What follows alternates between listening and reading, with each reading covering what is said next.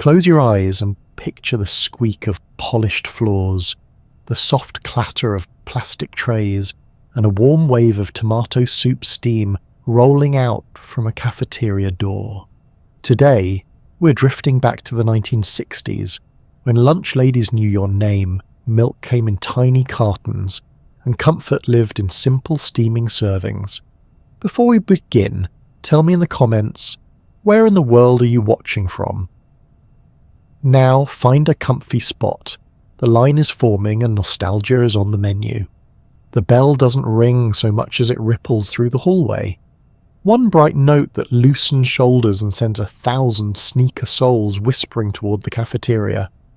The floor shines like a lake after rain, and you can feel the soft tug of freshly waxed tile under each step. You pass the bulletin board with crooked announcements and the week's lunch calendar typed on paper that's the colour of butter, and then the air changes. It's warmer here, fragrant in a way that makes your stomach pay attention. Steamed toasted bread, a hint of tomato, and something buttery riding the air like a promise. You slow without meaning to. Everyone does. The line naturally forms along the metal rail, a gliding path for trays, and conversation lowers into a grinning hush because the next few minutes feel important, ceremonial even. A stack of trays waits at the start, plastic, hefty, and marbled in colours that look like candy. Mint, strawberry, mustard, a strange soft grey that still somehow feels friendly. You pick one up and it's cool against your hands, its texture slightly pebbled, the weight a kind of anchor. The tray meets the rail with a gentle clack and you slide it forward. The rhythm starts there. Pull, pause, slide, pull, pause, slide. In front of you the line inches past big metal pans nested in the long steam table. Lids lifted just enough for curling clouds to drift out and kiss the ceiling. The lids make a sleepy click when set back down, and beads of condensed water skitter along their edges. It's like watching weather on a small, delicious planet. Voices layer and soften. And next, sweetheart, from a lunch lady whose hairnet gleams like early frost. A whisper about recess plans. The hollow thump of the milk crates being nudged closer to the front by a kid deputised to help. Somewhere a cash drawer goes ch-chunk, a sound so satisfying it might as well be a drumbeat. You duck under the warmth that hangs over the line, shuffle your tray forward another inch, and glance toward the wall where a hand-lettered sign says "Today" in thick marker. The letters a little uneven, like they're smiling. The sign lists the choices, but the truth is that most days the choice is between something cosy and something cozier. You don't mind. Comfort is a menu unto itself. There's a choreography here learned by heart. First the plate, heavy, with a rim that makes a little tup when it finds its place on the tray. Then a scoop lands with a soft, convincing thud. You watch the scoop. An arc, a steam trail, a settling. Ladles move like clocks, precise and unhurried, dipping, pouring, tapping twice on the pan's lip to say done. A lunch lady whose bracelets jingle like tiny bells uses the back of a spoon to smooth whatever just arrived on your plate. A small gesture that says, "I want this to look nice for you." Another lifts a pan lid as if revealing a magic trick. And a puff of warmth beads your glasses for a second so that the world turns to soft watercolour. You wipe the lens with the edge of your sleeve and the room returns in gentle focus, brighter and kinder than you remembered 5 minutes ago. The scent map of the room continuously redraws itself, something savoury behind you, something sweet up ahead. A roll tray appears near your elbow, the rolls glossy on top like they've been painted with sunshine. The baker, everyone calls her that even if her title is lunchroom assistant, winks and uses tongs to place one on your plate, and the tongs click in a way that sounds both official and motherly. On the far end, metal bins hold utensils wrapped in napkins, tied with a strip of paper that tears with a miniature sigh. There's a choice between the regular fork and the sturdy, slightly dented one that always feels cooler to the touch. You don't know why it matters, but it does. In line, you are pressed on all sides by the quiet theatre of being young together. Last names get checked off on a clipboard by a teacher who looks stern until she sees the kid who forgot their lunch money, and then she softens and says, "We'll sort it out." Because of course they will. That's what adults do in places like this. A friend behind you tries to spin their tray on one finger like a plate and is thwarted by gravity and the glare of a cafeteria aide who has seen everything twice. Up ahead, a kid pretending to be nonchalant trades a cookie for a promise that someone will hold their place at Foursquare later. This is where economies are born, a barter system balanced on desserts, favours, and the rumour of chocolate milk at the bottom of the crate. When it's finally your turn, time does a strange thing. It narrows and stretches at once. The lunch lady with the softest voice leans closer, not because she can't hear you, but because hearing feels like caring here. You say please because the room teaches you that pretty words taste better. She nods like you passed a test you didn't know you were taking and slides a little extra onto your plate. Another lunch lady, taller with a pencil tucked behind her ear, crowns your plate with a spoonful of something green that somehow looks perfectly at home beside the main event. A third gestures toward the milk crate. Each carton sweats faintly, a slick chill under your fingertips. You press the folded spout, pinch the sides, and it opens with a soft paper gasp. When the carton tips, the milk is so cold that your teeth sing when you take a sip. The tray moves again, heavier now in a satisfying way that makes you walk carefully, like you're carrying something worth guarding. The soundscape changes as you leave the line for the tables, metal chair legs skittering, laughter fizzing up and dissolving, the occasional squeak of rubber soles breaking at the last second. Light pours in through high windows, glancing off tabletop scratches that tell the history of generations of trays arriving, settling and being cleared. You navigate between backpacks slumped like sleeping dogs and land at the table that is yours because it always has been. A friend taps the space next to them and you slide in, the bench sighing just enough to register your arrival. For a moment nobody talks. Forks and spoons lower like theatre curtains, and the first bites are taken with a kind of reverence. Heat blooms across your tongue, and the room's noise fades to a woolly hum. It is both ordinary and perfect. Steam curls from your plate, the weather of a safe planet, and you feel the particular relief of food that was made for many, and somehow still tastes like it was made for you. Kid across from you pokes their roll and declares it pillow soft, and they're right. You tear yours open and watch the inside steam like a tiny bakery in your hands.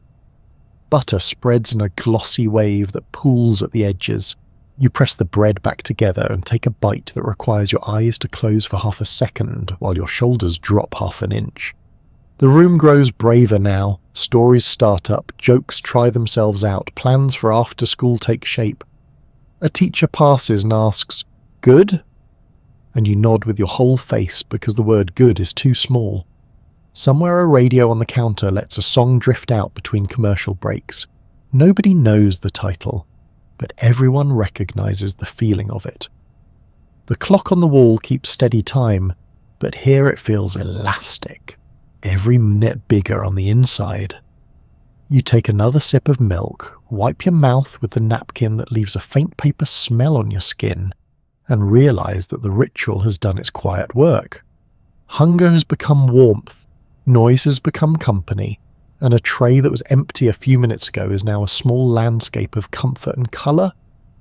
In the corner, a lunch lady stacks trays with a rhythm that sounds like the end of a lullaby. You know that soon the bell will write its bright line across the room again and sneakers will remember their jobs. But for now, the world is as simple as fork, bite, sip, smile. You look down the row of faces you've known since the first day you couldn't reach the water fountain without help, and you understand why the line always felt like a ceremony. It is the doorway to this shared, steaming pause in the middle of a day that moves too fast. A small proof that ordinary care, measured out in scoops and smiles, can make a whole room feel like home. The sky arrives to school in a raincoat, grey and practical, shrugging a steady drizzle over the window so fine it looks like the glass is breathing. Coats drip in the hallway like quiet metronomes.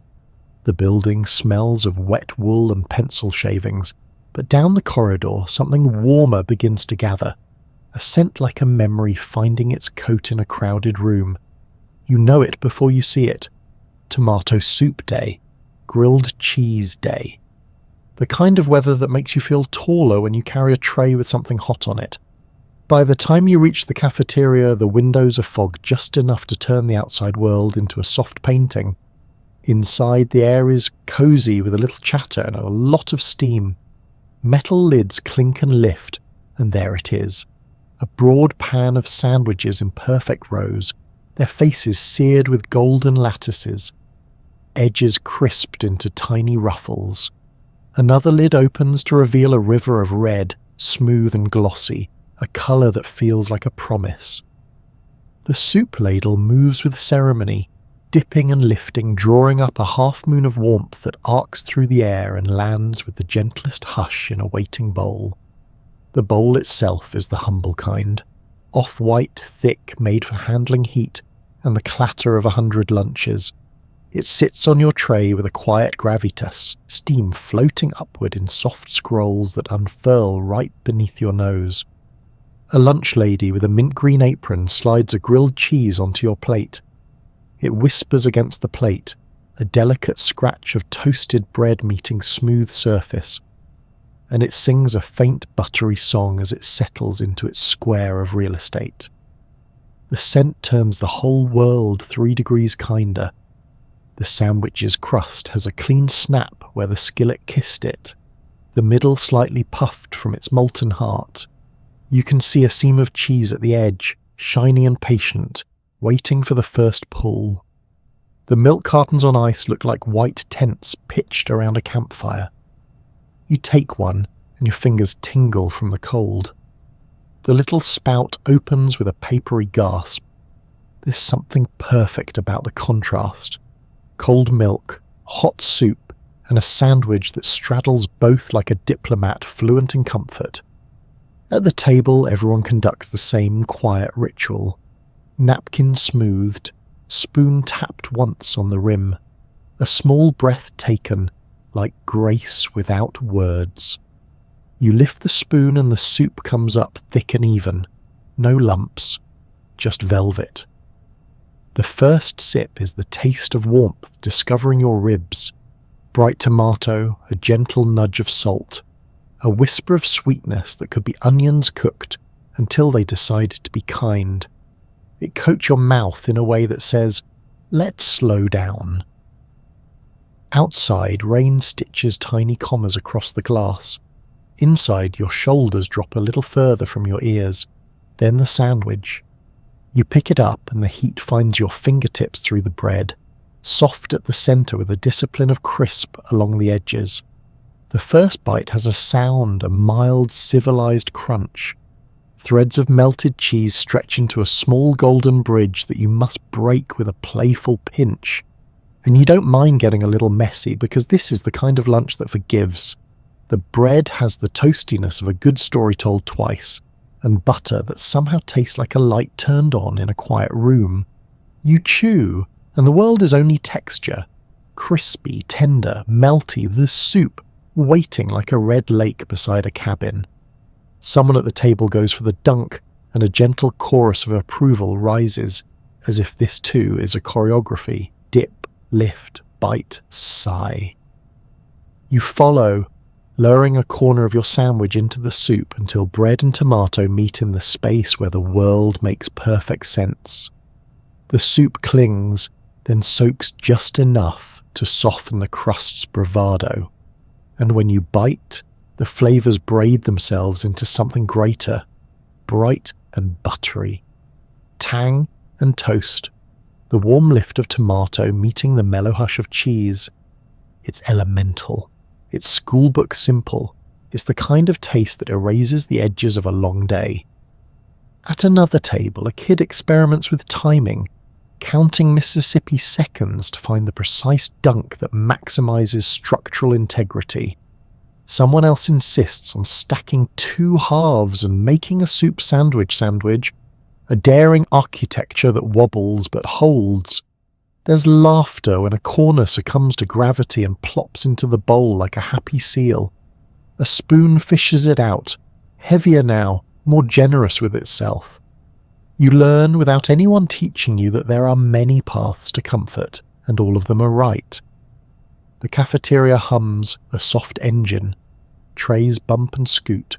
Plastic cups thrum when set down. From the kitchen, a fan murmurs and a timer dings and the hot plate sighs. The radio at the counter conjures a tune from somewhere between the decades, a melody that remembers summer even on a rainy noon. Teachers pass, asking the eternal question with genuine curiosity, "Good?" And you nod because there isn't a word for the way this lunch fixes things, big and small. The math problem that felt like a knot. The shoe that soaked through on the playground.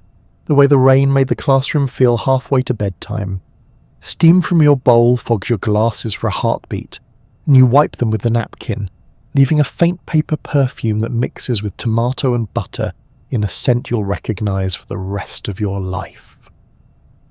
Across from you, a friend draws a smiley face on their bowl with a crouton trail before it sinks.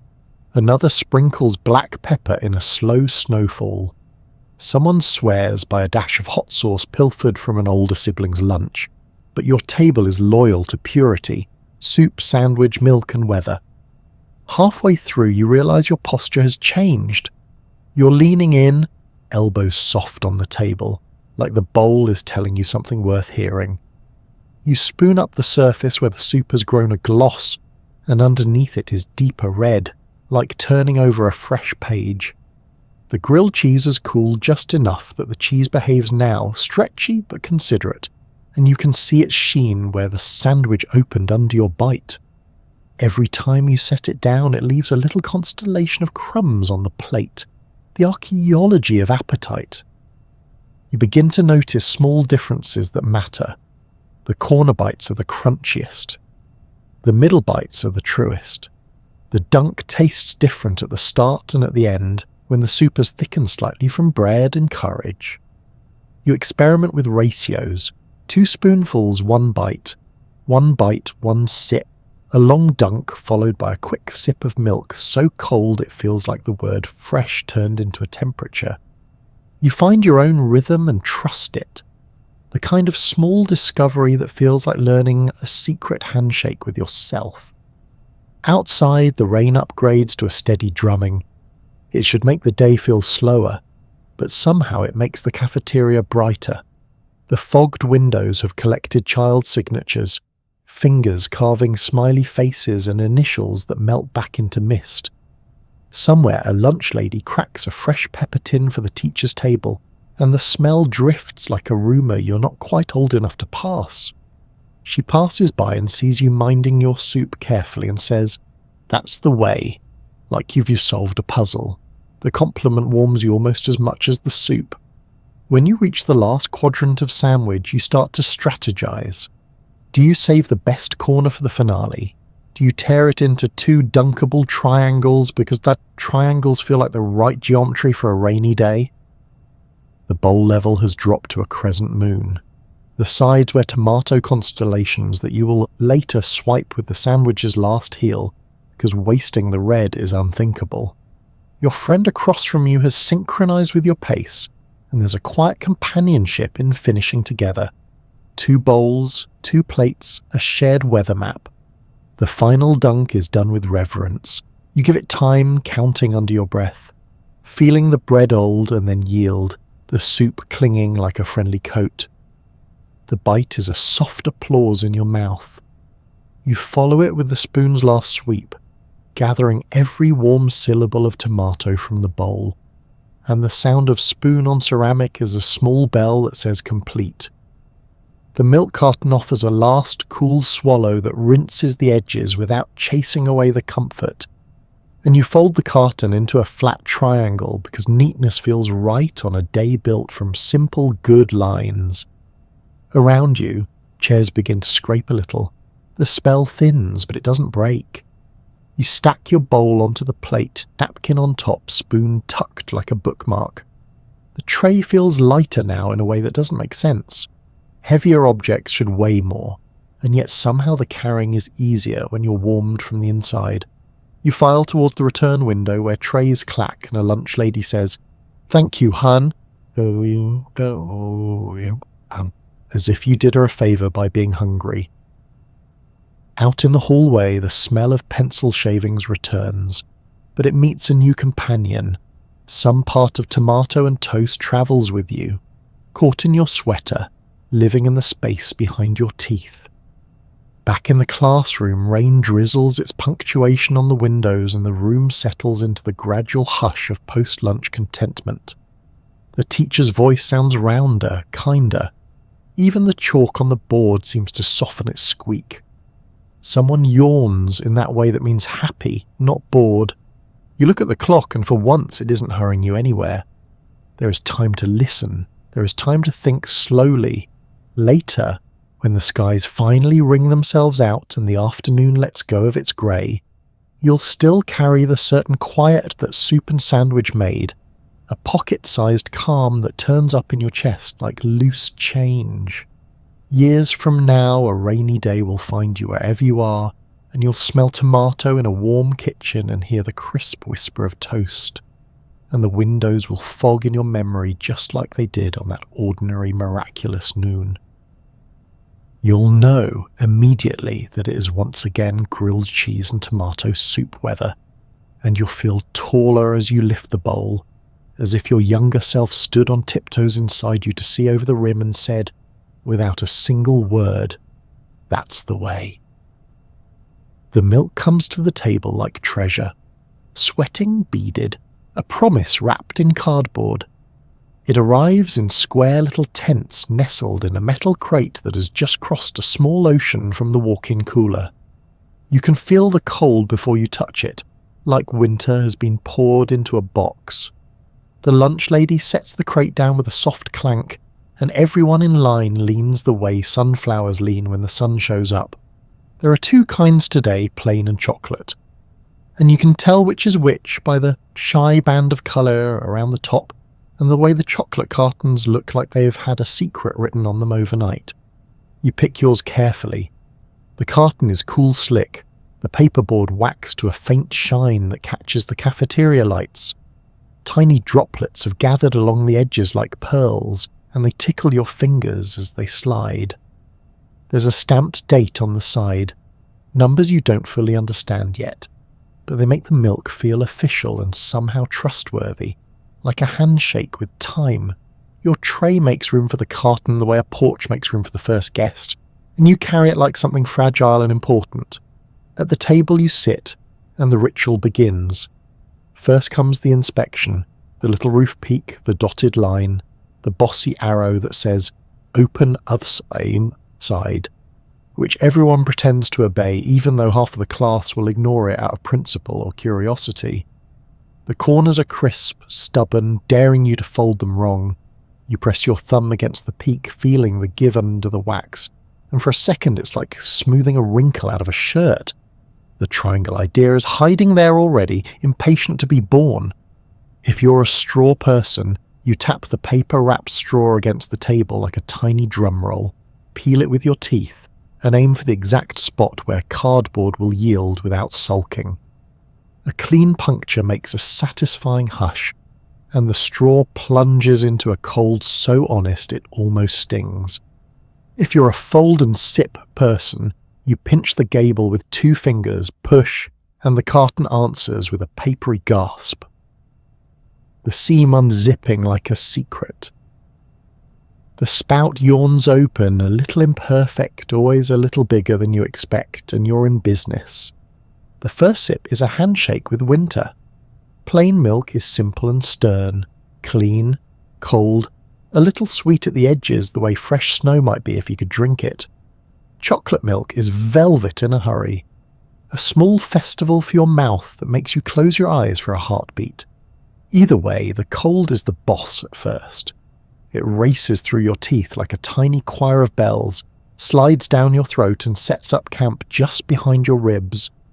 The waxy rim of the carton kisses your lip and leaves a faint paper taste that you don't mind, because it's the same taste that says school lunch in a language you'll always understand.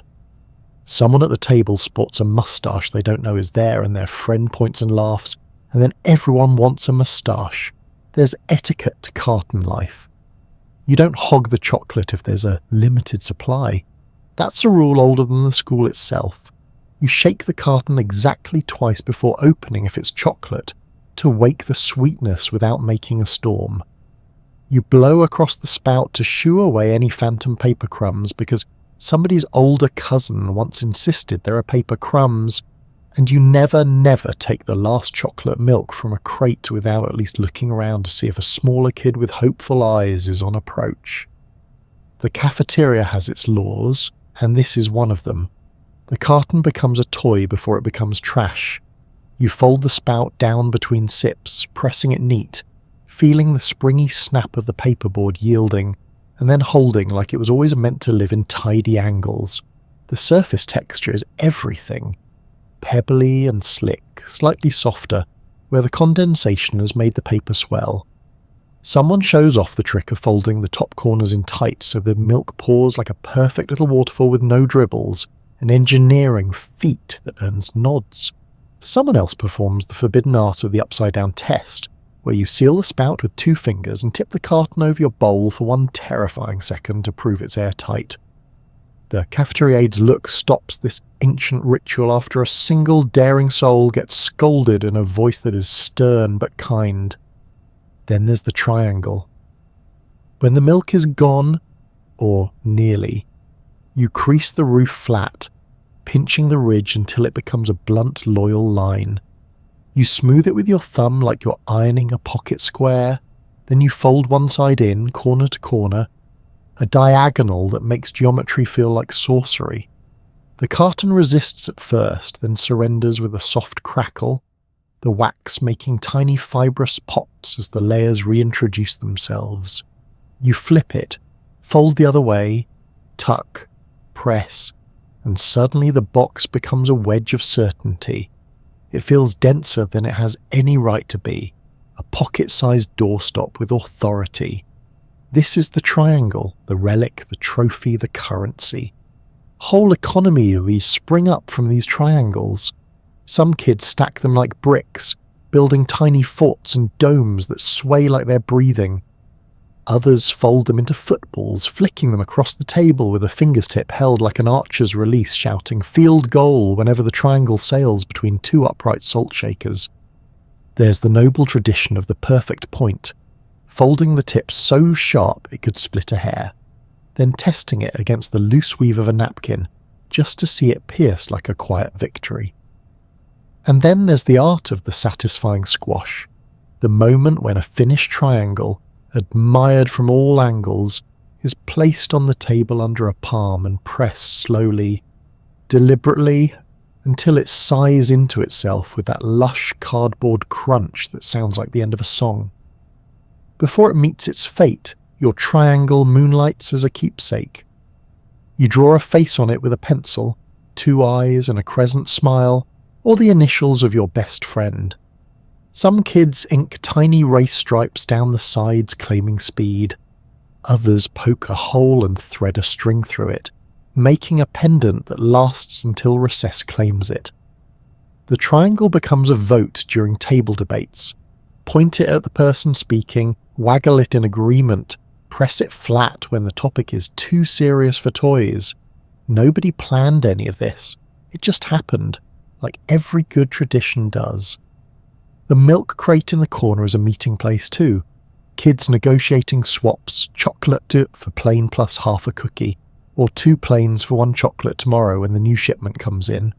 A lunch lady presides, a quiet economist with a ladle in one hand and a sense of fairness in the other. She sees the kid who hesitates, the one whose hand hovers over the chocolate and then retreats, and without a word she slides the good carton forward like the tide bringing a shell to shore. "Take it," she says, and the word lands like a blanket on shoulders. Halfway through lunch, condensation makes rings on the table where cartons once stood, silver halos that you can skate your fingertip through, drawing hearts and initials that vanish as fast as you make them. The cartons sweat like athletes, and the chill flirts with the warmth rising off the soup or the casserole on your tray, creating a little weather system right in front of you. Your hands learn to balance temperatures, left hand gripping the cold milk, right hand hovering over steam. Switch, sip, bite, fold, the alternating current of comfort. Some days someone brings a glass bottle for show and tell, a relic from a different era that clinks when set down. It steals a moment's attention, because glass seems like a grown-up's idea of milk, but the carton is king here. It's lighter, friendlier, made for stacking and tapping and scribbling names on. It's built for the language of lunch, which is half eating and half everything else you do while eating. You learn the carton's cautions too. Drink too fast and the cold will tap your forehead like someone flicked the light switch behind your eyes.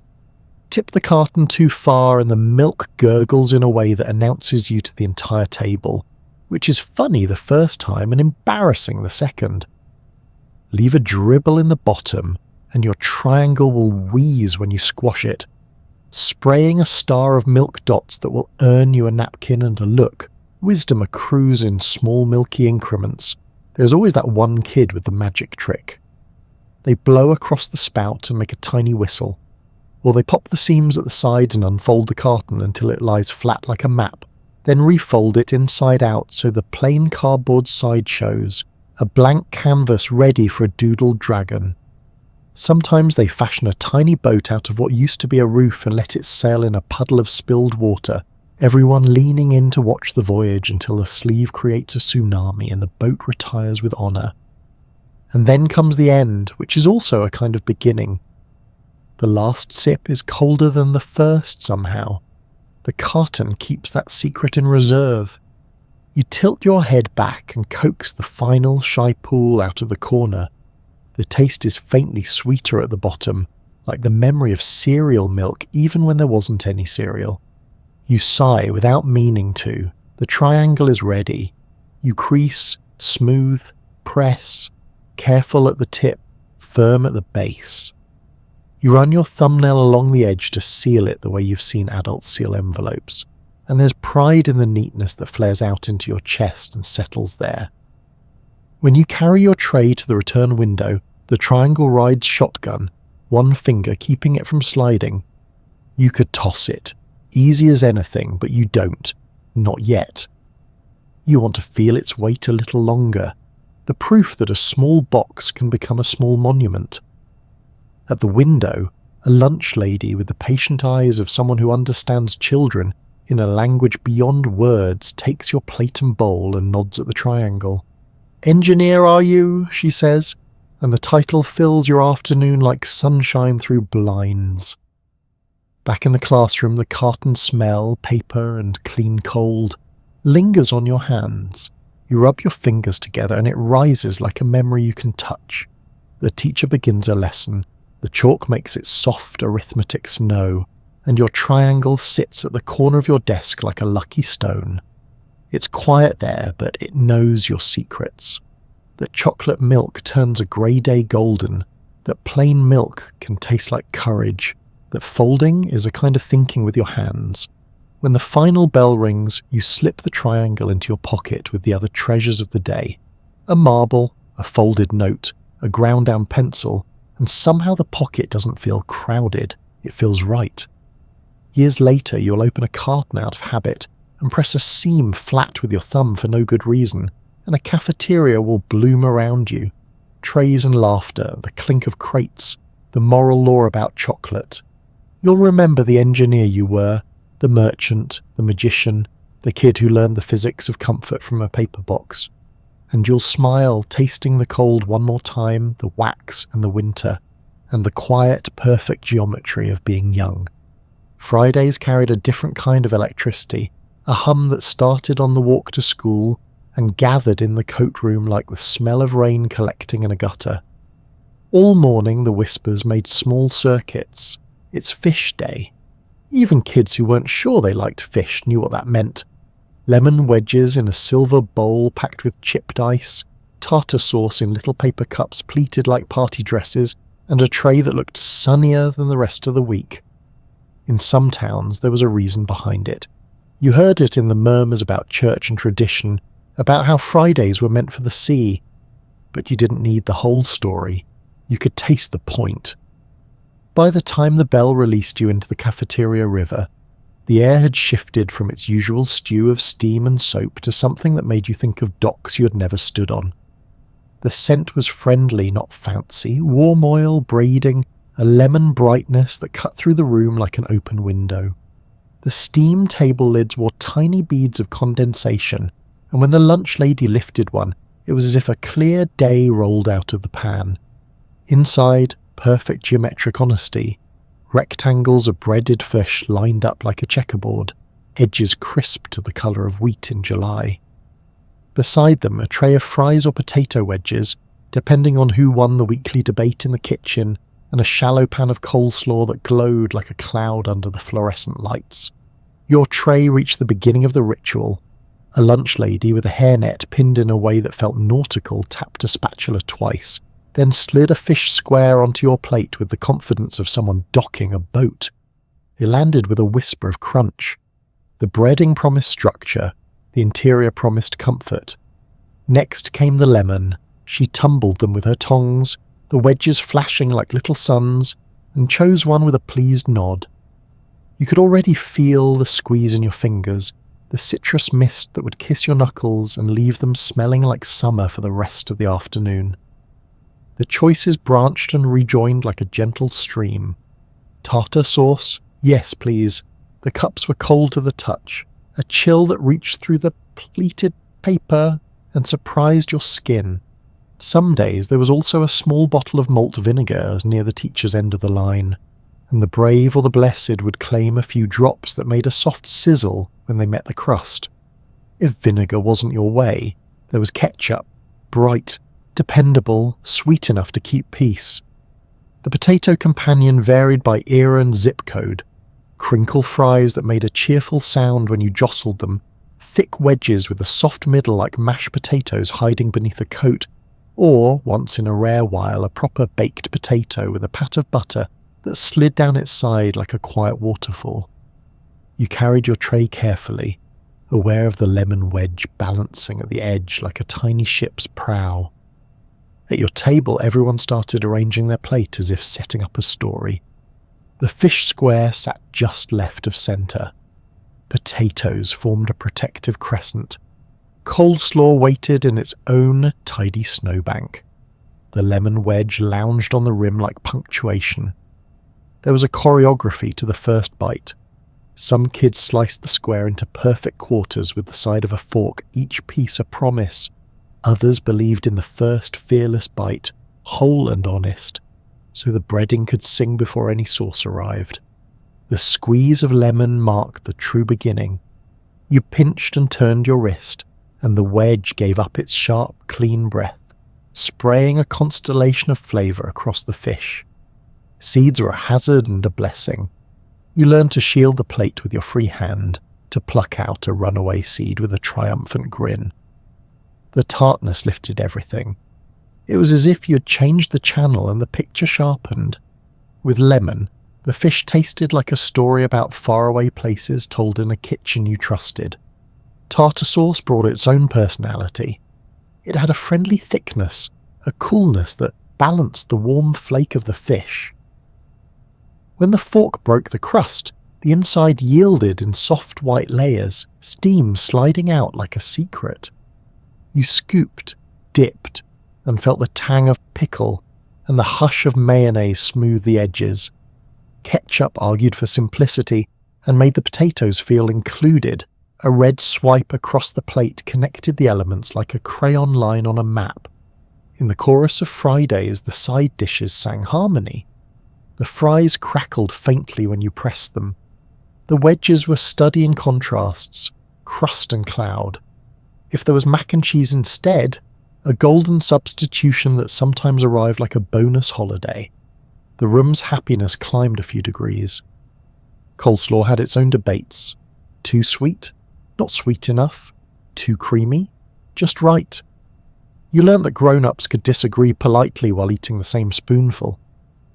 You discovered you liked the cold crunch against the warm, gentle fish, and you understood something quiet about balance without needing the word for it. Some tables ate with the discipline of sailors, some tables turned into bustling markets. I'll trade you a lemon for a ketchup packet. 2 fries for your tartar sauce. I'll give you my slaw if you give me your wedge. The lemon wedges became currency, bright coins stacked on napkins, gliding back and forth until every piece of fish in your corner of the cafeteria had been blessed. The kid who hated lemon but loved the shape of it lined them up like smiley mouths and pretended to be a jeweller. The kid who loved lemon squeezed theirs over everything. Fish, potatoes, even the coleslaw, declaring, with a philosopher's certainty, that there was no such thing as too much sunshine. Every cafeteria had at least one vinegar legend. The person who knew exactly how much to shake, who could sniff the bottle and say, "This is the good stuff," even if it was the same bottle as last week. They held the bottle higher than necessary, letting the drops fall in a delicate pattern that looked like rain on a lake. The smell rose, a rich, briny sweetness that felt older than school. A few kids coughed theatrically, a few surrendered immediately and asked for a turn. You learned that flavour could be a little brave. The sounds of Friday lunch were their own sea shanty. The spatula tap, the lemon squeak between fingers, the crisp sigh when a fork cut the crust, the faint fizz of vinegar, the soft knock of tartar cups on trays, the tinny radio at the counter reaching for a song it almost remembered. Somewhere a teacher told a story about eating fish on Fridays when they were small, and for once the room listened all the way to the end. Stories taste better when you can smell them. Halfway through, the fish cooled from hot to warm and the breading, once rigid, relaxed enough to soak up more sauce. This was a different pleasure. No longer a crisp marching band, but a gentle hum. You paced yourself, saving a corner that was just lemon, just fish, just the clean snap of the crust. You experimented with ratios. 1 bite with only lemon, 1 with tartar, 1 with ketchup and a fry, 1 with a forkful of slaw chasing it. The fork became an instrument, and you felt maybe for the first time that week entirely in control of something. On certain Fridays, a basket of small round hush puppies appeared, like a rumour that proved itself true. They were the colour of afternoon, crisp on the outside and tender within. And when you pulled one open, steam spiralled up with a fragrance that felt like cornbread telling a joke. You dipped them into tartar or nothing at all, and the table leaned in, proclaiming new laws. Never bite a hush puppy in half, it must be consumed in one grateful moment. Or always bite in half to see the steam swirl. That's the whole point. Both laws held depending on who was talking. The lunch ladies watched without hovering, pleased in the way gardeners are pleased when the bees remember their job. One did a slow patrol with extra lemon wedges in a metal bowl, an ambassador of brightness. She learned who always wanted seconds on citrus and who preferred their plate as is. Another slipped an extra fish square onto a plate with a raised eyebrow, hollow leg, and the kid tried not to grin too big as if accepting a medal. If you were lucky, you discovered the secret of the pan corner, the pieces with the darkest edges where heat had done its tidiest work. Those bites had an additional whisper of caramel, a crunch that made you feel like you'd found a hidden path. You learned to aim your fork with care. You learned to savour. Clean up on Fridays had its own look. Trays bore lemon seeds like drop punctuation. Napkins wore pale yellow halos from eager squeezes. A tartar cup, emptied and then flattened with a thumb, looked like a tiny white flower. The return window smelled faintly of the sea and dish soap, and a lunch lady would call, "Happy Friday," in a voice that bent the whole day toward weekend. You'd stack your plate on the tray and feel a contentment that settled low and steady, like the way a boat meets the water when the motor cuts and all you can hear is the simple sound of being afloat. Walking back to class, your fingertips held the memory of lemon. You sniffed them when no one was looking and felt suddenly older and younger at once. The afternoon moved differently after fish day. Rounder, kinder, easier to forgive. The numbers on the chalkboard lost their sharpness. The reading circle felt like a hammock instead of a chair. Someone at your table would draw a tiny fish in the corner of their worksheet, 2 curved lines and a dot for an eye, and pass it over with a grin. You'd add a lemon wedge, a small triangle tucked against the fish's mouth, and pass it back. An art collaboration born of lunch. Years later, you'd taste lemon on a piece of fish and the windows in your head would turn into school cafeteria glass. Wide panes, a little cloudy, a lot honest. You'd remember the geometry of a breaded square. You'd remember vinegar doing a soft tap dance on the air, and tartar sauce wearing its polite tang like a bow tie. You'd remember trading a wedge for a story or a fry for a joke. Mostly you'd remember the feeling that Friday could be tasted, bright, simple, shared, and that somewhere in the steady calendar of childhood, the sea visited your tray and left you just a little more awake to the world. The square sits there with quiet confidence, edges tidy, top ridged where the pan pressed its memory into the surface. It's meatloaf day, the kind of day that smells like someone's kitchen borrowed the school for an hour. The air carries a braid of aromas: onions, softened to sweetness, ground beef seasoned like a handshake, a glaze cooked to a shiny amber that glints under the lights. You lift your tray and it feels heavier, in a reassuring way, as if the food itself has promised to keep you steady until the last bell. The lunch lady's spatula has a ritual all its own. Tap tap on the pan, slide under the square, lift with an angle so practiced it's almost music. The slice lands on your plate with a soft, dignified thud. The cross-section shows its geology. Fine layers flecked with herbs, a pale ribbon where a breadcrumb pocket formed, a top that wears a gloss of ketchup the colour of late afternoon. The glaze is part sweet, part tang, the kind that leaves your fork shiny and your mouth curious. She nods once, pleased with the landing, then reaches for the scoop. Mashed potatoes come from a different planet entirely. They arrive as a cloud, then become a hill. Then, by the miracle of a practiced scoop, a tidy dome with a pull of the spoon that makes a crater in the centre. It's a crater you know to call a lake, because you can already sense what's coming. The ladle dips into the gravy pan and rises like a moon, brown and glossy with a few friendly flecks that testify to drippings and care. The pour begins, a ribbon at first, then a generous stream filling the crater, until the surface shimmers and swells, breaks the rim, and slides down one side in a slow, polite avalanche. The lake has found its shoreline. Everything on the tray understands its role.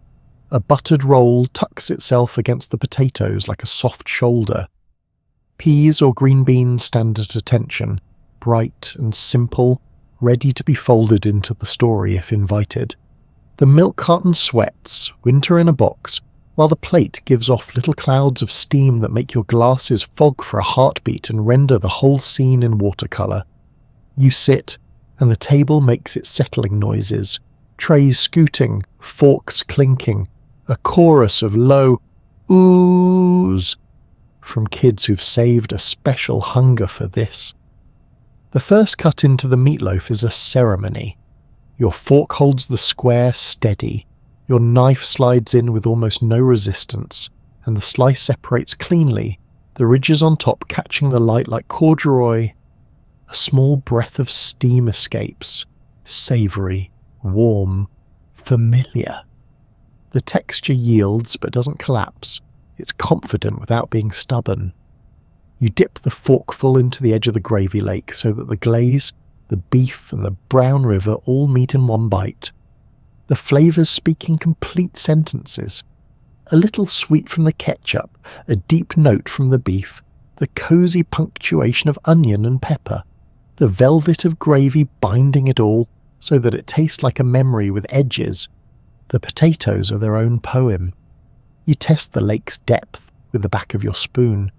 It trembles and mirrors your curiosity. You scoop from the edge, bringing potato and gravy together into a swirl that looks like marbled stone and tastes like kindness.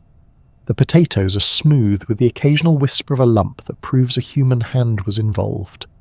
Salt wakes them up. Pepper gives them a little story to tell.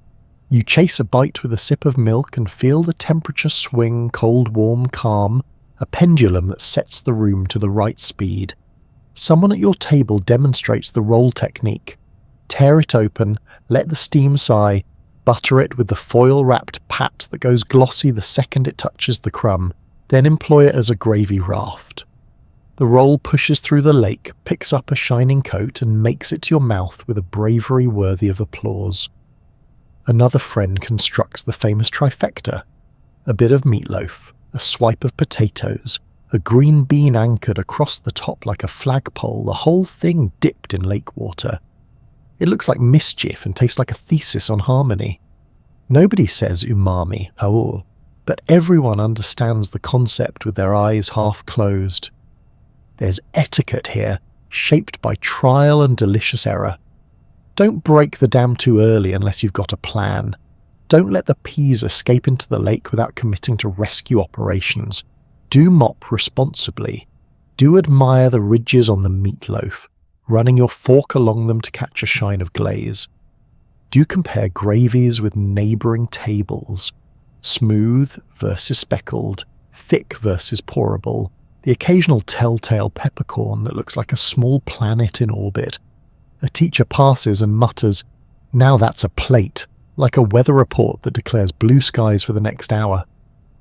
Halfway through, the lake changes character. Early on it was glossy and grand, now it's thicker, gentler, having spent time with potatoes and bread and a few exploratory peas. This is when the daring go for the full mix. Pull the meatloaf through what's left of the lake. Pin a piece of potato onto the fork's backside, add a green bean for virtue, then deliver the whole engineering marvel in one bite. The table watches like it's a magic trick, and when it succeeds, as it always does, the audience exhales in collective approval. You learn small physics lessons without noticing. Gravy follows slopes. Meatloaf holds heat better than potatoes. A roll can carry twice its weight in lake if moved with purpose. The fork has angles that matter. A spoon will betray you if you attempt a rescue operation without forethought. The napkin, folded just so, can become both towel and placemat, saving your worksheet from a brown comet that tried to escape. The kitchen has left clues to its effort. The gravy wears a memory of the pan's edge, a caramel note that only comes from drippings coaxed into silk. The meatloaf has bits that catch, little browned corners where heat did something clever.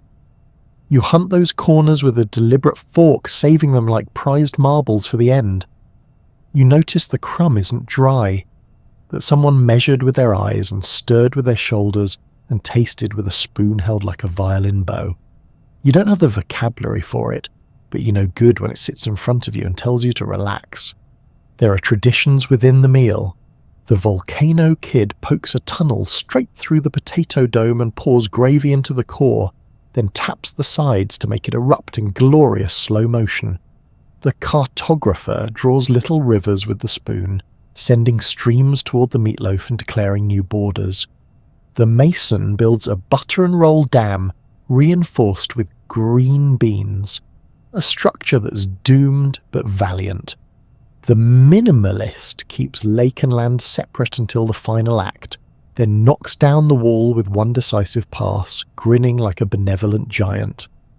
Conversations in meatloaf time are lower, slower. The room hums rather than buzzes. There's comfort in the cadence. Cut, dip, sigh, scoop, swirl, sip, smile. Laughter arrives in warm bursts, not sharp stabs. Someone tells a story about a grandparent who made meatloaf in a loaf pan lined with bacon, and the table goes reverent, picturing a cathedral of flavour. a lunch lady floats by and asks, "Lake holding?" And you answer with a thumbs up, and she moves on like a ranger checking campsites, content that the wilderness is being enjoyed responsibly. Cleanup becomes a little art show. Plates return with abstract brown spirals, potato brushstrokes, and the occasional green dot of pea triumph. The best plates are the clean ones, wiped by roll or fork until they shine with the dish soap potential. The return window smells like gravy and hot water. A dish rack clatters like rain. "Good fuel?" a lunch lady asks, and you nod with a fullness that isn't just stomach. Fuel for math, yes, but also for the quiet part of you that needs proof the day can be gentle. Back in class, meatloaf has its afterglow. Your shoulders sit lower on their hooks, the room's edges blur into friendliness, the clock behaves. You pencil in answers with a steadier hand. When the teacher leans over your desk, you catch a faint echo of gravy and soap and feel suddenly loyal to the idea of trying your best. The afternoon stretches not like a tightrope, but like a soft road. You could walk it for miles. Later, years later, you'll see a slice of meatloaf somewhere that isn't school, and the ridges will flip a switch. You'll remember the crater and the pour, the lake that broke the rim and ran politely down the side, the roll that became a boat, the way a square could taste like a hug. You'll remember a room full of kids who for 20 minutes agreed about something, that gravy belongs to everyone, that potatoes hold secrets, that meatloaf can be a map back to a table where you learned the physics of comfort and the geometry of enough. And you'll take your first bite with the same small breath you took then, like opening a door you've walked through 1,000 times, grateful it still leads to home. It always arrived like a tiny stained glass window laid flat on your tray, catching the cafeteria lights and bending them into something cheerful. Some days it was a perfect cube with knife-neat edges. Other days it had rounded sides, a memory of the pan it came from, as if someone had cut a slice out of a red lake. The colours said everything before the spoon did. Ruby, that meant cherry or strawberry. Green, like the idea of summer, lime, everyone insisted. Orange, the colour of recess whistles. Sometimes a regal purple that looked serious until it wobbled and gave itself away. It didn't steam and it didn't sizzle. It shimmered. It waited. There was a moment you always gave it, the handshake test. You tapped the edge of the tray just once and watched your portion answer with a polite quiver that travelled from one corner to the other, like a rumour. The whole table leaned in. Jello had manners. It never sloshed, it confided. If you were lucky, sunlight made it glow, and for a second your lunch looked like a science project about light and patience. Sometimes suspended inside were fruit fossils that turned dessert into archaeology. Halos of canned pineapple that looked like golden moons, mandarin oranges curved like commas, cherries that seemed to pause mid-float, or the rare grape that hung there like a planet someone forgot to name. The bravest days included shaved carrots in orange gelatin, a combination that split the room into philosophers and comedians. But even the doubters admitted there was magic in being able to peer through dessert and see a slice of your spoon, distorted like a funhouse mirror. The spoon was the first instrument, never a fork at the start, not if you respected the ritual. You pressed the bowl against the surface and felt that gentle resistance, this springiness that pushed back before it yielded. The first scoop made a sound, so soft you might have imagined it, a tiny kiss as the spoon parted the wobble and lifted a glistening bite to the light. It slid off the metal with a cool promise, and when it met your tongue, it didn't melt so much as turn into a friendly idea. Sweet, bright, uncomplicated. Lime tasted like permission to laugh. Cherry tasted like secrets you decided to share. Orange tasted like the colour itself.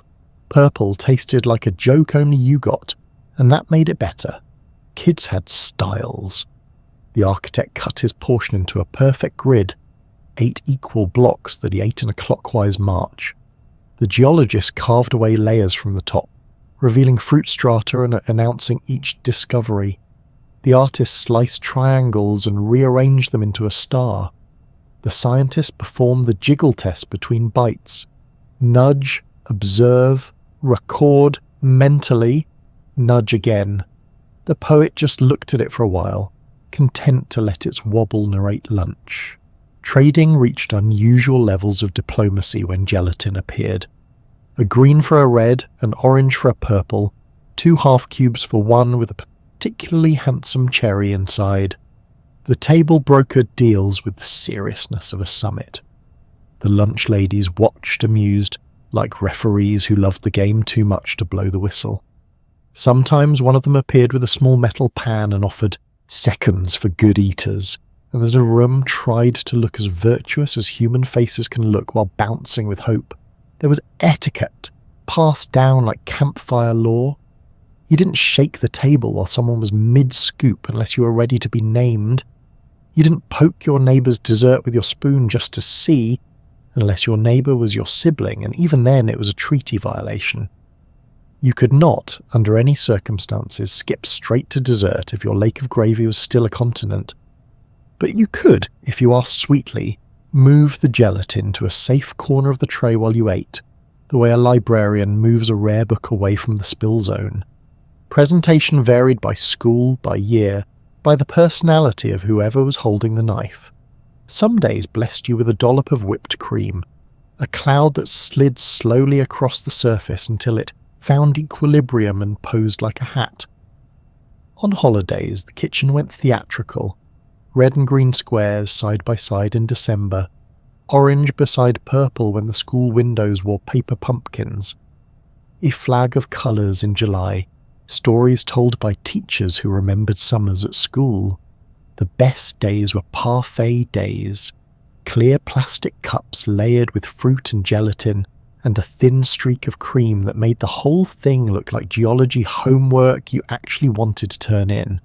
Time behaved differently around gelatin. It was cool even in August, cool in a way that reset your mouth and your mood. It asked you to wait for the wobble to settle before taking the next bite, and somehow that small waiting made the whole lunch feel less rushed. You learned patience without being told to. You learned about surface tension and vibration and structural integrity, because if you tried to spear the cube straight down with a fork, the fork would bounce and the cube would answer with a dignified shudder that said, "Try respect." Occasionally, a rebel flipped the script and diced the whole serving into glittering debris, then ate it with satisfied spoonfuls like scooping jewels. Another perfected the edge bite, shaving off translucent sheets that folded against the spoon like stained glass ribbons. Someone else swore the best bite was the one that combined a mandarin segment, a pocket of whipped cream, and a sliver of green. Traffic light, they called it, then bragged that it tasted like Saturday. No one argued. Everyone tried to recreate it. Jello had a sound in the room, a soft chorus beneath the clinks and chatter. It was the faint tremor when someone bumped the table, and a dozen plates answered in unison, a visible hush like the room taking a breath. It was the tiny squeak when the spoon scraped the tray, and the little private laugh that followed when a cube escaped and had to be chased gently into a corner. It was the unison whoa when a piece performed a slow-motion slid and landed intact, to be applauded and then rescued. The lunch ladies took pride in the clarity. "Look at that set," one would say, tilting a pan so it winked under the lights. They had tricks, cold pans, patient stirring, fruit folded in at just the right moment so it would hover instead of sink.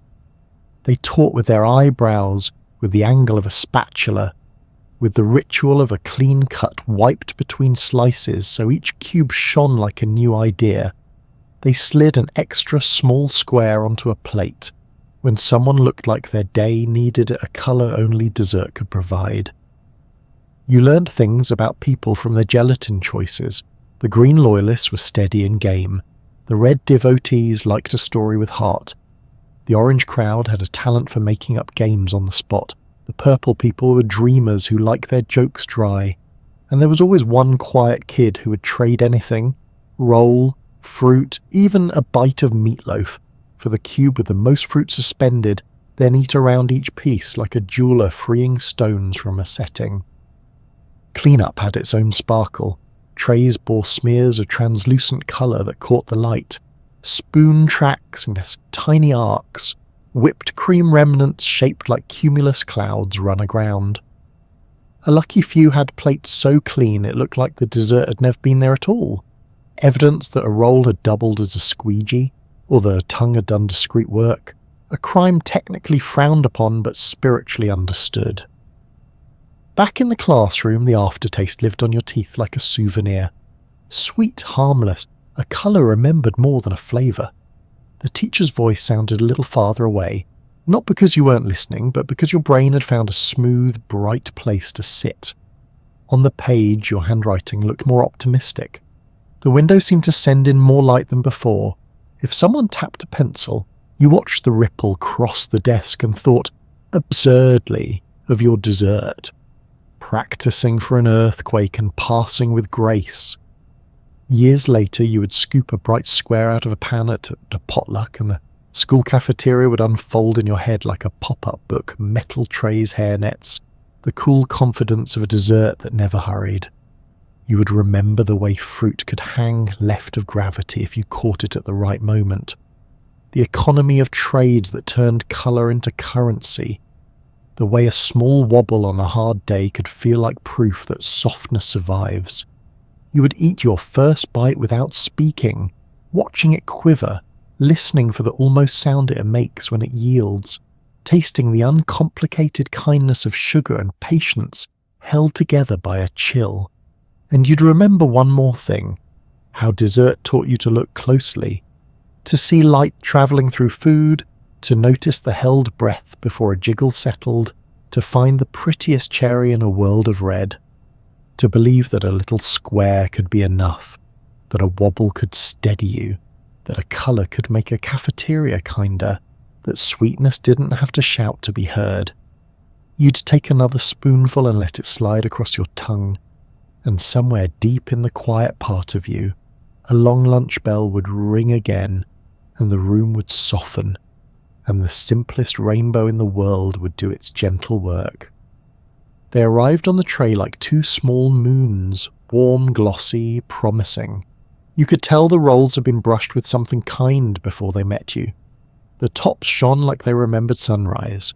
When you pulled one apart, the crust gave a whisper, and the inside opened in billows, a soft geography of steam that fogged your glasses for a heartbeat and put your shoulders at ease. There was a gold foil pat next to them, the size of a postage stamp and heavy with possibility. You peeled it open like a tiny present and discovered the first debate of the day, the pale, noble rectangle of real butter versus the easy-spreading mystery of margarine. The table divided into camps with the gentle seriousness of a town hall. Someone swore they could tell the difference blindfolded, because real butter smelled like a warm field and margarine smelled like a refrigerator. Someone else said margarine spread better on a Monday, and that had to count for something. Technique mattered as much as allegiance.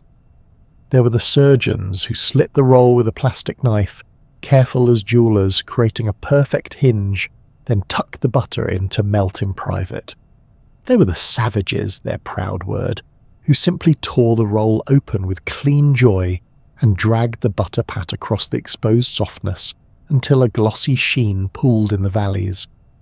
A few artists cubed the butter and planted it like little flags, then closed the roll so heat could do the rest, waiting with saintly patience for the moment the butter disappeared into the crumb and the air turned rich. The room learned the language of butter, by smell alone, nutty, sweet. A hush that made even the loud kids fall quiet for a second as the knife scraped, the foil crinkled, and the rolls breathed. Rolls were not just bread, they were strategy. They were gravy vehicles, sauce negotiators, lakeside engineers. They could become sandwiches on the spot, 2 bites of meatloaf tucked inside, a covert strip of fish. A daring heap of slaw for those who liked the crackle against the cloud. They were tools for justice. When the gravy sloshed south, a roll could dam the run with a firm press and a faith in carbohydrates. They were also dessert in disguise, a swipe through the last bright smear of jello, or the sticky drag through applesauce for those who found sweetness wherever it looked at them. The etiquette of the butter dish, when there was one, was ancient. Always pass to the right. Never double dip a knife unless you were at a table of siblings and the gene pool had made its peace. Announce the last pat like a town crier so the deserving could claim it. And there was the unspoken rule of the extra, the lunch lady who saw the kid who saved their roll for last and slid one more onto their tray with a wink, because some afternoons needed 2 moons to sail by. You learned generosity through bread, halving a roll to make a friend's plate look less lonely, trading a pat of butter for a story, agreeing that the glossier top always went to the person who'd had a rough morning. Butter taught temperature, the way it skated when the roll was hot, the way it sulked when the roll cooled. You learned to warm the pat between your palms, to set it on the edge of the tray near the potatoes' steam, to coax softness without melting recklessly. You learned to spread to the edges so no bite felt forgotten. You learned restraint and you learned abandon. Sometimes you buttered like a poet writing a careful sonnet. Sometimes you buttered like a drummer in the last chorus of the song. Both were right. Both made the cafeteria feel briefly like a bakery that loved you back. And when the roll finally met your mouth, oh, the hush of it. The crust barely crisp, the interior sighing, the butter turning the crumb into a small edible light. You chewed slowly, not out of manners, but because the clock paused for people who understood softness. Whatever else the tray held, squares and lakes, wedges and rainbows, the roll tied the meal together with a warm ribbon. It was the common language spoken by every lunch on earth. You are here, you're hungry, you're about to feel better. There were days when the steam table wore a mystery. Lids lifted, and instead of lines and squares, there was a landscape. Bubbling, golden at the edges, dappled with crumbs or crowned with a blanket of cheese that stretched and sighed when the ladle went in. Casserole day. Nobody needed the name to know what it was. The smell did the introductions, carrying a whole neighbourhood with it. Porch light, screen door, somebody calling you in from the yard. The portion arrived on your plate with a confident schlup, settling into a shape that was more personality than geometry. It wasn't beautiful in the way magazines are beautiful. It was beautiful like a favourite sweater. Every school, every year, had its versions and its legends. Tuna noodle that came with a breadcrumb top the colour of late summer. The noodles nestling under a sauce creamy enough to make the room quieter by 3 decibels. Tater-tot layers that arranged themselves into golden cobblestones, hiding seasoned meat and corn beneath. A kind of edible map where every forkful discovered a different street. Elbow macaroni baked with a tomato meat sauce, the top freckled with cheese that browned into little moons of flavour. You learned to hunt with your fork like a gentle predator. There were creamy chicken bakes with peas like tiny green surprises, ham and potato numbers that tasted like snow days, and the occasional vegetable medley, bound with a sauce so friendly you forgave the carrots for being too eager. Casserole rewarded trust. You didn't always know exactly what was in it, but you knew how it would make you feel. Calm, steady, occupied in the best way. The first forkful taught lessons you couldn't learn on the playground, about cohesion, about how different things can become one new thing without losing themselves. A crunchy top gave way to a soft middle. Salt met sweet in passing and decided to get along. The heat moved through the bite like a small happy weather pattern. You chewed and discovered pace. Not too fast, you'll miss the top. Not too slow, it cools quickly. Just right for hearing the story somebody was telling beside you. Toppings were politics. Breadcrumbs versus cracker crumbs. A snowfall of cornflakes for the tater-tot loyalists. Cheese. How much? What kind? How brown should the edges be before we call it perfect? The lunch ladies ran this debate like benevolent mayors. They knew which tables cheered for extra crisp and which begged for the creamy middle. They wielded ladles like gavels, granting corner pieces to kids with the glint of a hunter in their eyes, centre scoops to the ones who lived for silk. A sprinkle of parsley meant somebody in the kitchen was feeling fancy. A few toasted almonds on chicken night meant a story had snuck in from someone's home cookbook. Casserole made architects of us all. You learned to plan the plate, a scoop of salad here for crunch between bites. A disciplined line of ketchup nearby, the controversial choice that some swore was sacrilege and others called salvation. A roll stationed like a ferry at the edge to shuttle sauce from plate to mouth with no spillage. You learned ratios by instinct. 1 forkful of casserole, a sip of milk, a crisp bite of something green, back to the casserole for warmth. You discovered you could control your own weather. Trading still thrived, but it softened on casserole day. Half my crust for half your corner, someone would say, knowing both were wins. You can have my peas if I can have your top layer. Deals were made with forks, ratified with nods, celebrated with the quiet satisfaction of a bite that confirmed wisdom. There were no losers. There were only different routes to the same destination, the bottom of the plate, clean and shining, a success measured not in speed but in contentment. There were games, naturally, counting the tots, arranging the macaroni into the initials of your best friend, hiding a pea under the cheesy blanket and making your neighbour guess where it was with the certainty of a carnival barker.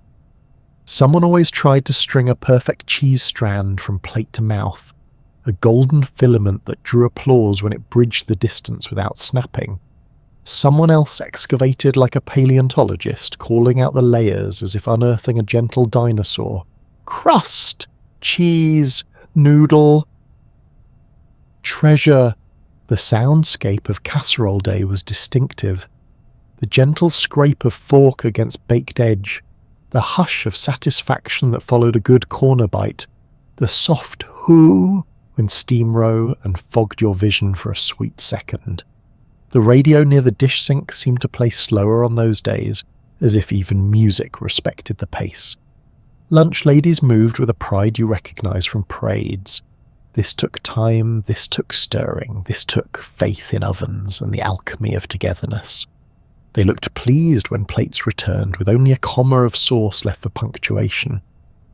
Even the skeptics learned. The kid who declared a hatred of tuna found out the breadcrumb top was a passport-stamped yes. The one who feared peas discovered they could disappear into cream and reappear as texture rather than challenge. The macaroni doubter learnt the gospel of crispy cheese at the edge of the pan and converted without ceremony. Casserole didn't argue with you. It simply included you until you realised you'd been part of it all along. Back in class, the warmth travelled. It lived in your middle like a low lantern. The world's corners rounded.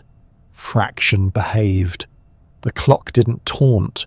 You felt steadier on your chair, kinder to the kid whose pencil always wandered off the desk.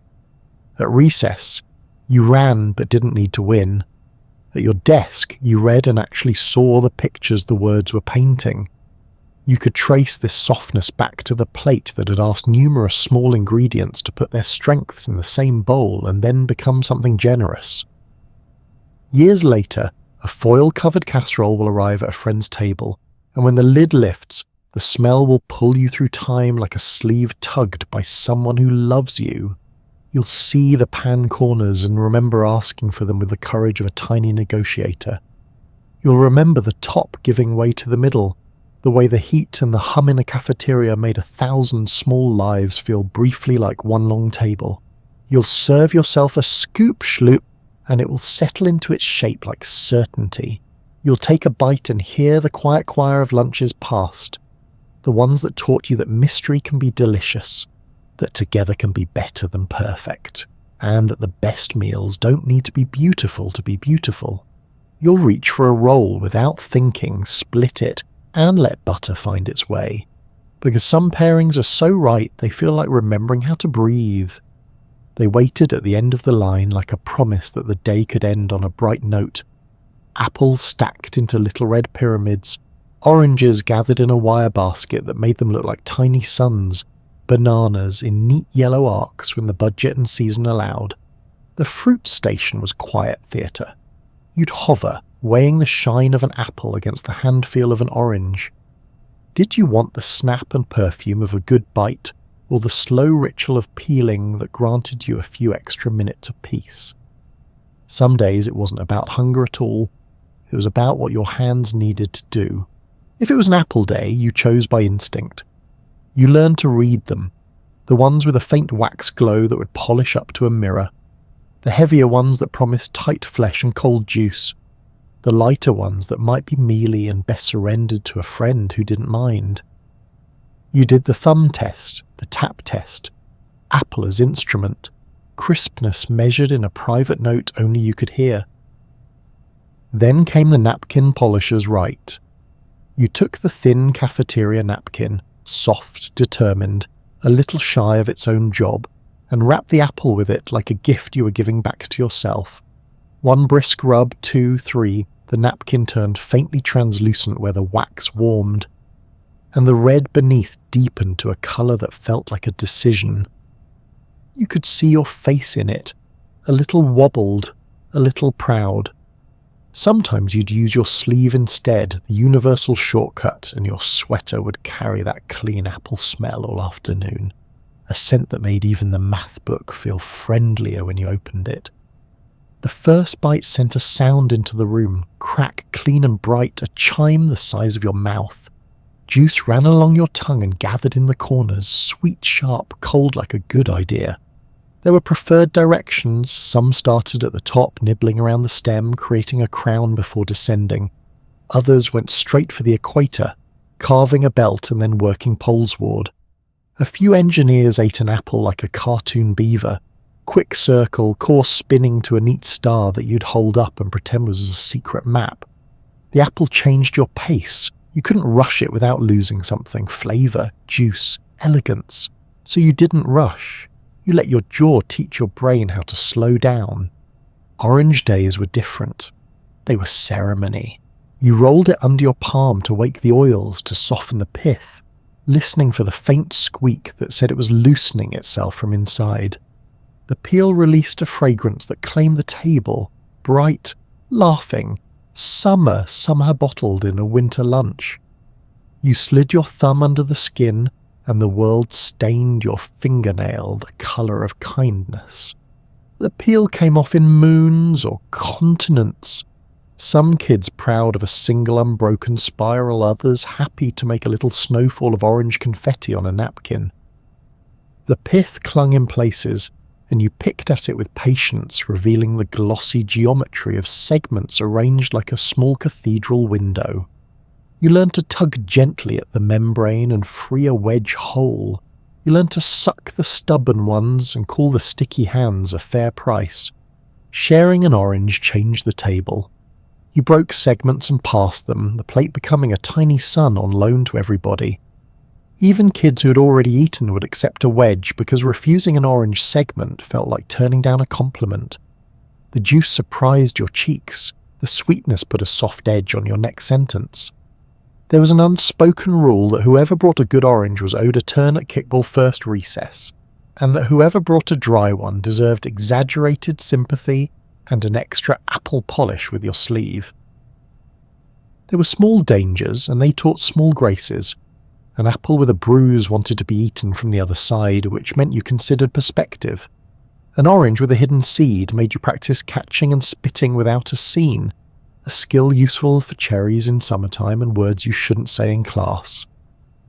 The banana, when present, came with its own wisdom. Spotty skins meant sweetness, pale skins meant gentle flavour, and either way the peel itself was a built-in trash can, neat as a sentence that ends exactly where it should. On fruit days, the table got quiet at the end.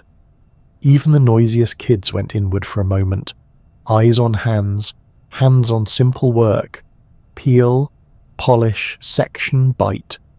The world seemed smaller and kinder, measured in crescents and cores, in citrus spray and apple shine, in the sturdy little truths you could hold.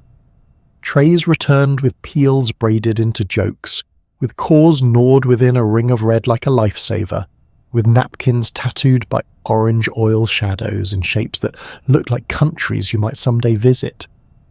The smell followed you back to class, a travelling halo. Your fingers carried it and you lifted them to your face when no one was watching, just to remember sweetness you didn't have to ask for. Somewhere between the fruit and the bell stood the person who had made it all feel possible. She didn't wear a crown, but she could have. She wore a hairnet and sensible shoes, an apron that caught the day's story in tiny spatters, a dot of gravy, a flash of tomato, a dusting of flour that made her look like she'd walked through a snowfall and kept going. The lunch lady, though the title did nothing to hold all the things she was, knew faces like recipes. She could read a tray at a glance and see what kind of day you were having. Her smile wasn't one size fits all. For the kid clutching lunch money like a passport, it was a you're in the right place a smile. For the kid who forgot theirs, it was we'll sort it out, with an extra roll slipped onto the tray as if it fell there by accident. For the quiet kid counting peas because counting was safer than talking, it was a smile that didn't ask a single question but answered several. For the messy ones, a smile with a napkin attached, delivered like a joke. For the birthday kid, a smile that made the whole kitchen look like confetti, even if all she did was add a dollop of whipped cream to Jell-O like it was a crown. She saw the trades and the treaties, the microeconomies built from chocolate milk and lemon wedges, and she refereed without a whistle, tilting a bottle of vinegar over a plate like a benediction, sliding a coveted corner piece of casserole toward the kid who'd been brave in line and tried the green beans yesterday. She had a way with a ladle that made food land neatly and pride land gently. Tap, pour, a little extra for courage. When the steam fogged your glasses, she paused so you could swipe them with your sleeve, then waited as if she had all the time in the world and you had all the worth in it. She kept an eye on the last chocolate milk, and somehow the smallest kid reached the crate just as it became available. She knew who could handle a second hush puppy and who needed another orange instead. She noticed the kid with the too big backpack and half-tied shoes, and placed the tray square in their hands, steadying it with fingers that said, "I've got you until you've got you." Some days she was a scientist, testing the set on gelatin with a critical eye and a proud nod. Some days a mathematician, dividing meatloaf so the last slice still looked like the first. Some days a poet, placing lemon wedges like punctuation that made the sentence sing. Always she was the keeper of warmth. She kept the kitchen's weather steady, even when the hallway's weather was loud, even when the morning had come in with tears. If a tray passed that held only a roll and a milk, she added something that would stick to the ribs and to the day. And if anyone asked, it was extra, as if kindness were a condiment she could ladle from a warm pan. At the return window she stood like a lighthouse, collecting plates and glancing at the remains, not to judge but to learn. Too much slaw left? Ease off the sweetness next week. Potatoes gone but gravy untouched. Maybe the lake was too shallow today. She ran 100 tiny experiments with a single instrument. Attention. When you climbed the steps to the bus after school, you sometimes imagined she was still there, stacking trays in a rhythm you'd hear again in your dreams, clack, clack, hush, like the cafeteria's heartbeat ticking through the quiet building. Decades later, you'd stand in a kitchen far from that room and catch yourself tapping a spoon twice on the edge of a pan before you poured just the way she did, as if calling the food to attention. You'd cut a casserole corner with reverence, squeeze lemon with your palm over the fork to catch the seeds, polish an apple on your sleeve before handing it to a child. You'd hear yourself say, "Take one more," in a voice that came from her smile. You'd understand that what she served wasn't only lunch. It was steadiness and a little extra. It was the belief that simple, warm things placed in careful hands could turn strangers into a tableful of us. And when you remember that room, the trays and rattling carts, the fogged-up windows, the fruit halos, the hush after a good bite. You also remember the way she looked at you when you were small and hungry and not quite sure of the day. She smiled like the kitchen was a promise and you were included in it. It's an expression you try to wear now, even when there was no hairnet. Even when all you have to offer is an orange peeled into perfect crescents and passed around until the plate is a small shared sun. The bell always came bright and insistent, sending you back to chalk and numbers and the teasing slow tick of the afternoon clock. But the taste lingered, the warmth travelled, the fruit scent clung to your fingers, and her smile went with you like a note tucked into your pocket. You've been fed, you've been seen, you can do the rest. And so we reach the end of our tray, a little shine of apple, a curl of orange peel, a last echo of laughter under fluorescent lights, and the soft memory of a smile that made a whole room feel safe. If this wander through the cafeteria of the 1960s warmed some memory in you, carry it into the day like a wrapped roll, saved for later. Thank you for drifting back with me. In the comments, tell me the one thing your school lunch always got right, or the tiny ritual you still keep without thinking. If you'd like more gentle journeys like this, you know where to find me. Now set down your tray, breathe in that imaginary steam one last time, and let the afternoon be a little kinder.